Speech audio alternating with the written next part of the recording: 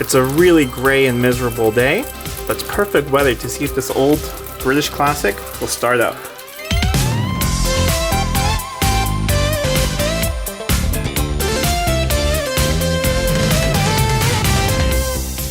Welcome back to Living with a Classic, and if you're new to my channel, I hope you stick around and consider subscribing. I put new videos every week on some Jaguar and classic car related content.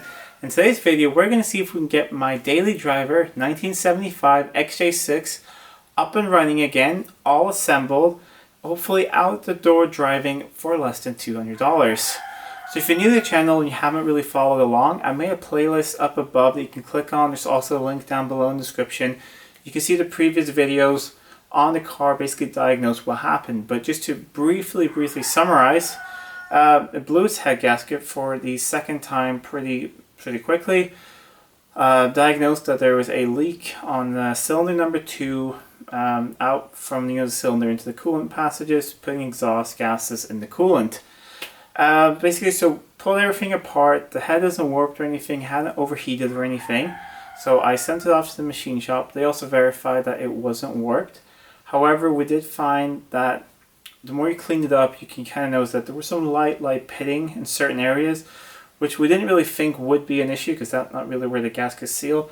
But we decided to skim off all of that to get the cleanest possible surface again. So that has been done. And there's some other things that have been fixed again.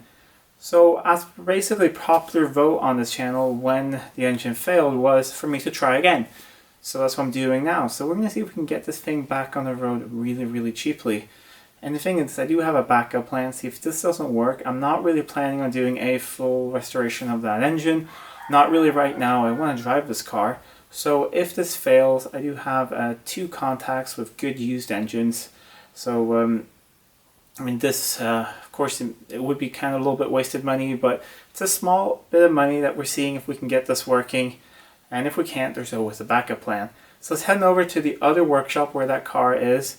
You'll see everything in pieces, and we'll start assembling the engine. Here's the engine block of my 1975 XJ6.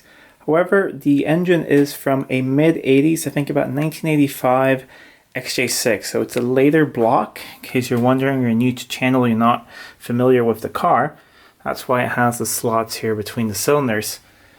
So what I've done here is I made sure that all the studs were fully seated into the block, made sure none of them were unscrewed. So cleaned up all the threads. I did the simple double nut method to make sure that all of them were tight down in the studs. There was no issues at all. I've also checked that they're all the correct length, and I've also double checked again that they're all up straight, so there's 90 degrees right here. So all of that is perfect. I've cleaned off the surface of the block as well as I can, cleaned it off, and I've degreased it so many times, so it's perfectly clean right now. I also cleaned off the top of the pistons, just that wasn't really perfectly necessary, but I thought it was a nice thing to do, so they're cleaned off again. So the next thing to do here is to lay on the new head gasket. So I will do that in a second, but first let's go and have a look at the cylinder head. So here's the cylinder head all ready to go. I've installed the camshafts again. I've checked the valve clearance, that's all perfect. And I've set them up at the position you're supposed to have them when you put the cylinder head back on. And I've cleaned off the top surface again, degreased it lots and lots of times. Cleaned out all the holes and passages and everything, so this head should be super clean as well. So I'll put the head gasket on now, and I will put the head on.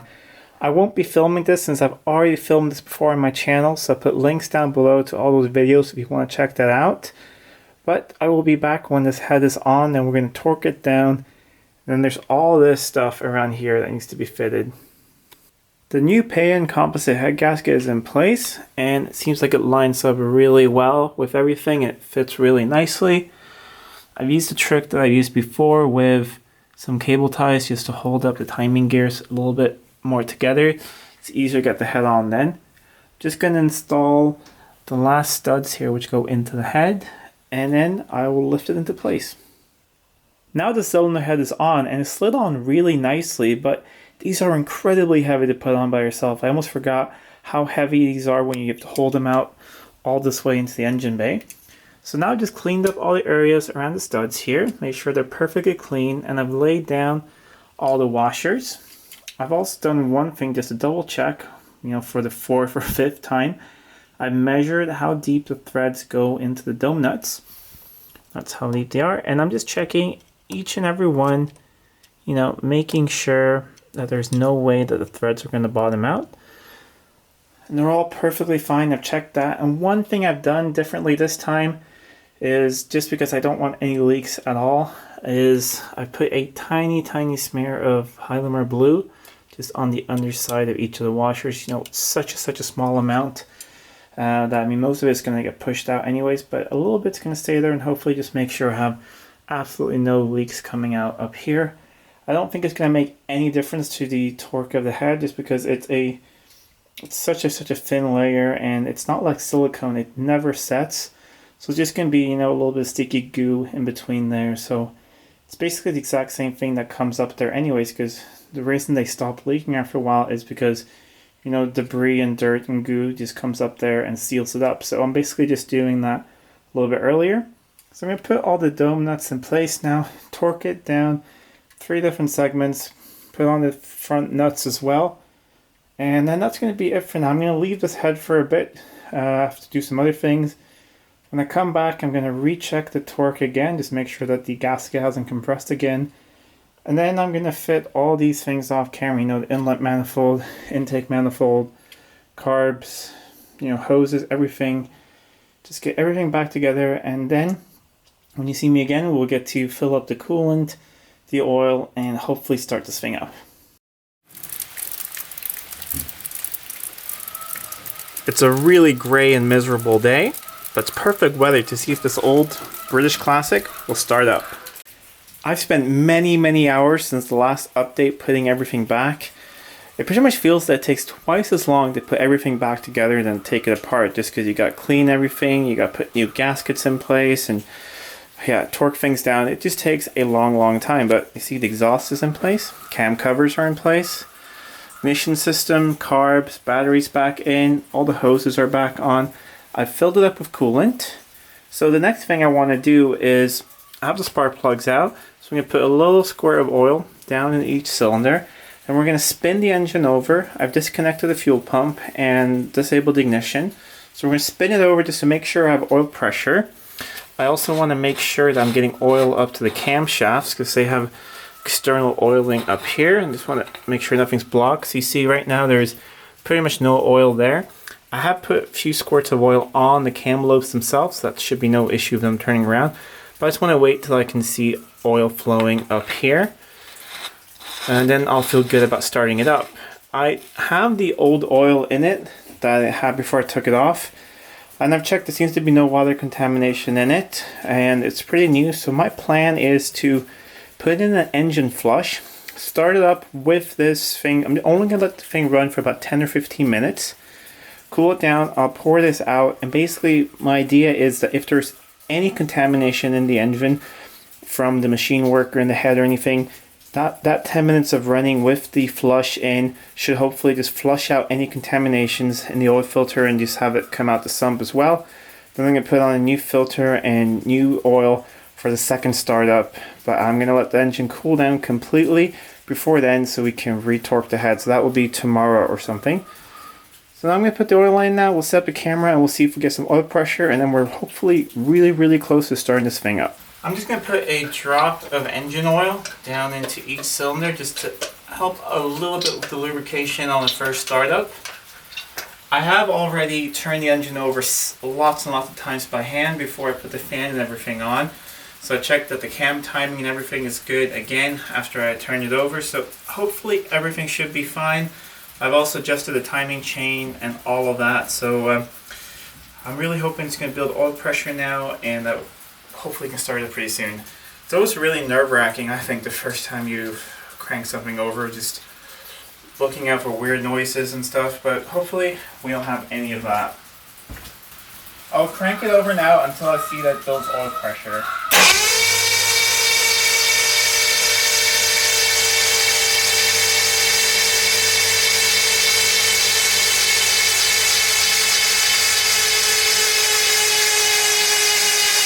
That took a while, but now it's building up oil pressure.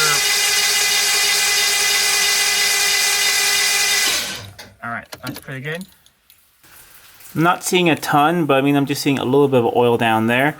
And the engine is not turning over that quickly, but there wasn't that little smear of oil down there before. So I think at least some of it's coming up to the head. But I'll check that after it's run, and it'll be pretty obvious if there's no oil up there because the tappets will be really noisy. I'll just put the spark plugs back in, hook up the fuel pump again, HT leads back on, and then let's see if it fires up. All the plugs are in now, the HT leads are on, and I filled up the cart with fuel, and no leaks so far. So let's see if this thing cranks over.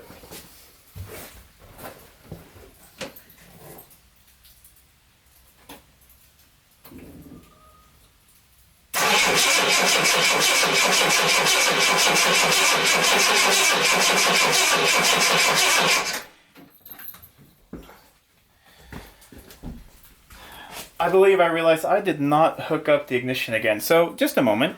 There's always something you forget, so let's try again. Might be kind of flooded now, so hopefully it's going to start up.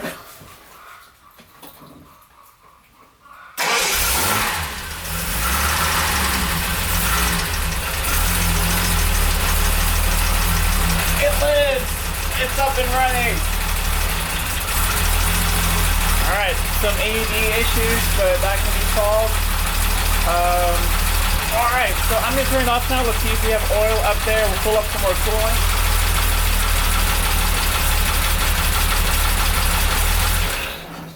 So I just switched it off now, and there's a little bit of smoke. I think it cleared just now, but coming from the exhaust, that's completely normal. You know, oil spills, and I used some exhaust sealing paste to seal everything back up again. But it seems to be running really nicely, and I do see oil coming up here, so that is really, really good. That means that there's no blockage in here at least. I'm going to pour in that engine flush I want to flush everything out because last time, well, there's a couple of reasons I want to do it. The oil in there is not that old at all, but of course I'm going to change it because I have the engine apart. But it did turn black pretty quickly the last time, so I think there's probably a bit of sludge in the engine. I want to get rid of that. And also now if there were any metal things or anything left in the machining, even though I cleaned everything as much as I could, if there's anything left, hopefully that will come out now with the first oil change. I will pour in that engine flush, fill up some coolant if we need to, crank it back over, we'll let it run for 10-15 minutes at idle. Then we'll just turn it off, I'll drain out the oil, let that drain overnight. Then tomorrow when everything is completely cooled down, we'll re-torque the head to the same torque figure, because now the gasket's been heated up once, and then hopefully it's going to be completely tight. And let's see, if the weather's a little bit nicer tomorrow, we'll go for a test drive if everything works well. I'm once again using the Wristloan 15-minute motor flush, no sponsorship or anything, but it would be kind of cool. However, if you're new to the channel, you might not know, I tested this on a friend's S-Type a couple months ago, which had a terrible knock, basically just blocked oil passages somewhere, and I mean, we were prepared to scrap that engine, but we ran it with this, and I mean, the amount of gunk that came out of the engine and how nicely and quiet it runs now, it's never run as good. So I feel really happy about using this. So I think it's a good idea to clear out anything that's left. Even though, of course, I've cleaned up everything as much as I can, it can sometimes be difficult to get completely everything out if you're unlucky. I don't think there's anything left in there, but anyways, I do want to clear out if there's any sludge in the sump as well. Alright, let's see if it cranks up again.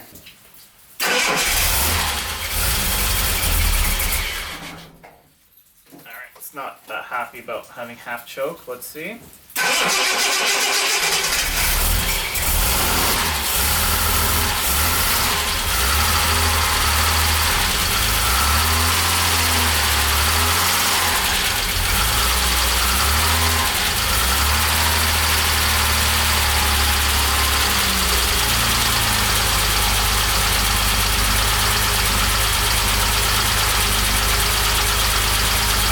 It's running really nicely. It's got about 40 pounds of oil pressure, and it's a lot quieter than before. So I think that one tappet I found that was wrong was why it was a little bit tappety sometimes before. You can see what it sounds like, because this thing always sounded awful on camera, but now it sounds better in real life. So hopefully it sounds better on camera as well. I'm going to set a timer and just let it run now for about 10-15 minutes. Get up the temperature, burp the cooling system. And yeah, hopefully no leaks or nothing. So I'll be back after that 10 minutes and we'll see how it runs. I just switched it off and that was a really successful first start. I'm really happy with that. I mean, it would have started right away if I remembered to reconnect the ignition system, but there's always something you forget, I feel, and at least that was a minor thing to forget. But it doesn't seem to have any oil leaks or no coolant leaks. The best thing though is no coolant leaks up here around the head nuts anymore, so really happy about that. It was smoking a little bit in the beginning, like bluish white smoke, but I mean it is really humid out here, and I did put a bunch of oil down in the cylinder, so that was the blue stuff, and the white could be all the humidity, and it could also be that there was probably some coolant left in that exhaust. But after about 5 minutes that cleared and there was no smoke at all, and it seems to be running really smoothly. This coolant system's burped, I had the heater on, it seems to be circulating everywhere, so that's good. I am, however, leaving this cap off. I only put that one on when it started overflowing. I just wanted to have a look down here and see that it was burping, and it was. Also, I don't want to put any pressure on this coolant system until I retorque the head gasket, because when it heat soaks, you can get quite a bit of pressure on these.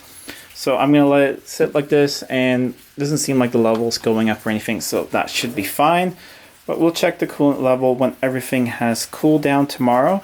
So now I'm going to drain out the oil with the engine flush, hopefully get a lot of good goo and get everything out of there. And then we'll just let this thing completely cool down, put in a new oil filter and new oil tomorrow, crank it over, or well, before that we got to retorque the head nuts and crank it over, and hopefully we can go for a test drive. So it's the next day. It's been about 24 hours, so everything is completely cooled down, and I'll let the oil drain out. So it's empty of oil right now, but before I fill it up, I thought I'd retorque the head. So I have the sequence here in front of me. Torque wrench is set to 54 pound-feet, exact same as before. And I'm just going to see how much this gasket has actually been able to compress. So here's number one. Not too bad, just a little bit.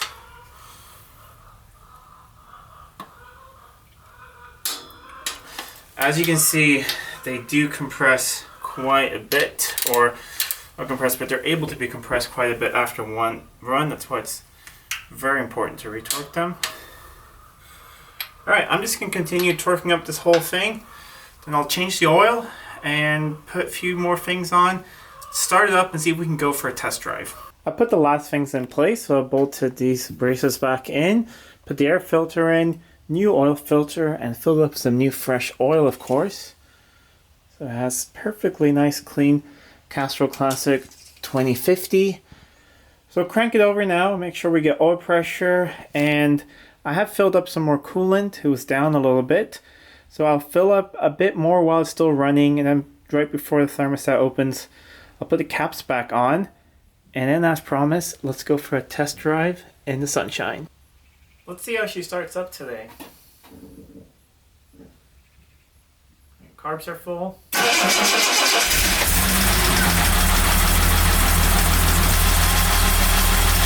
Alright, we got oil pressure, seems to be running well. I'm going to let it warm up, like I said, fill up the coolant, and then we'll go out for a drive. Put my hand over here so you can see, but I think the engine flush and changes also help the oil pressure. It hasn't been terribly low, but like I said, it's never really been above 40. And now it's run for a bit, starting up the temperature, and it's above 40. Probably has around 45-50 psi idling, getting up the temperature. That's really good.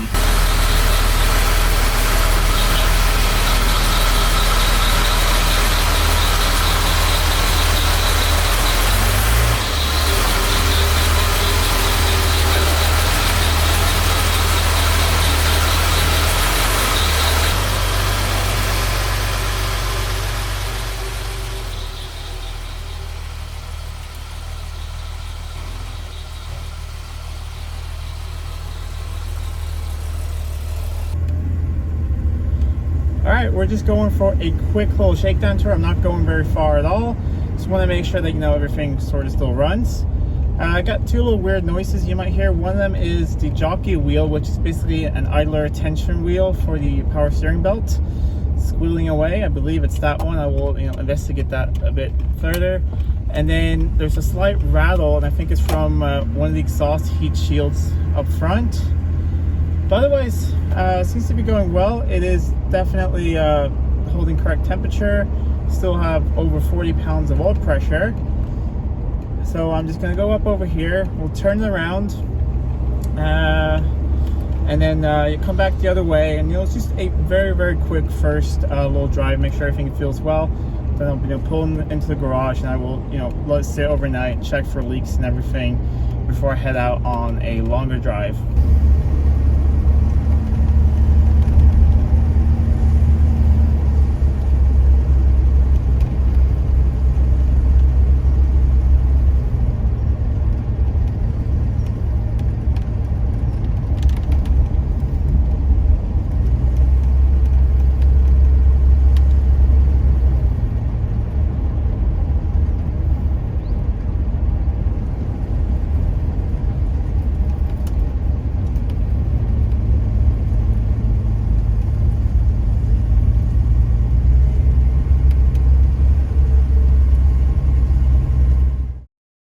All right, back home again, and I call that a successful first, just around the block test drive. Everything else seems to be working like it did before. Engine sounds good, it's pulled strong. I didn't, floor it or anything like that, even close up, but I went up to about, 60, 70 kilometers an hour, and it feels like it's running really nicely. Of course, I'm still gonna have a look at a few things, make sure there's no leaks or anything, so I'll park it back. I think I'll park it up in the big workshop, let it sit there. Just make sure that there are no leaks or anything underneath it. Tighten some hose clamps as that needed. And then it's just time to go on longer and longer test drives. Hopefully everything's working fine. But to answer the question we had at the beginning of this video, can I get this thing running and back on the road for less than $200? Well, as it sits at the moment, yes. So if this was a successful fix and everything is good, that was basically it. It was for like less than $200. It was about $85 or so for machining of the head, just checking that, and then about $20 or so for various gaskets and things, and then the rest of that is just oil filter, very small materials I need. So I think I'm at like 180 or something. So yeah, I definitely could get it back on the road for less than $200. But like I said, this is a bit of a gamble, because I still do not know if there's something wrong with the bottom end, or if there's a crack in the block. And if that is the case, I'm looking for a new engine, because most companies I check with, if they wanted to check cracks in the block, it would cost, first of all, it would cost quite a bit. And second of all, if I have all that as part, I might as well have a look at a lot of other things. I would, probably rebore it, new bearings. So it would just become a complete rebuild, which is not something I want to do with this car, at least at the moment. So if this fails again, it's fine. I'm out just a little bit of money, and I think that's completely okay. And then I will just put in a good used engine. I have 2 contacts for good used engines, which I can basically just drop in as they are. So that is also that's a good backup plan. But let's hope that this one keeps running, because it is. Right now it feels really powerful. It's pretty smooth, and even though there's a weird noise from that jockey wheel and some exhaust rattle, it runs really nice, and you see it starts up right away. Carbs need to be filled with a little bit. It feels like it's running a little bit rich, so maybe I bumped some adjustment or something, so I'll have a look at that as well. But other than that, it seems to be running really well. So if you like this video, please give it a thumbs up, leave a comment down below. If you're not already subscribed to the channel, please subscribe to the channel. It really does help out a lot. And until next time, I'm Adam, and this was Living with a Classic. I'll see you soon.